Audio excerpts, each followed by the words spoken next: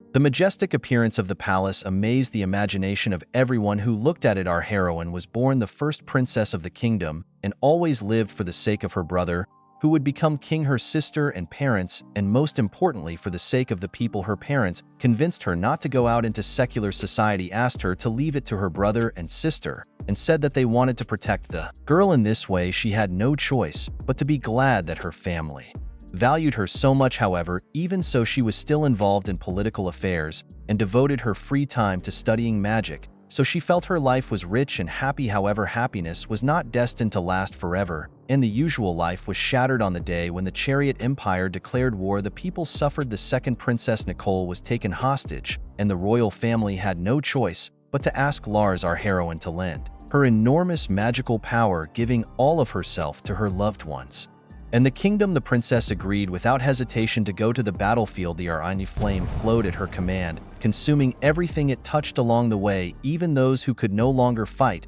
could not be left alive. Through the roar of the merciless element, screams were heard begging for mercy. The princess hesitated, but she had no choice. The battle must be ended at all costs, for the sake of her family, for the sake of the people, and for the sake of those who stood next to her on this battlefield. She had to step over herself, and eventually the fire consumed everything, leaving only smoldering embers and echoes of screams echoing in the memory. However, this was not enough to match the military might of the Chariot Empire, and all survivors were overtaken by the news that the Berry Kingdom had admitted defeat. 𝗧𝗴𝗃 was captured, and the days ahead were pure hell. Once in prison, she could not believe her ears, because as she was informed, her imprisonment was a condition for 𝗧𝗃𝗀𝗃's return to her homeland. Our heroine denied to the last that such a thing was possible. Her own parents could not sell her,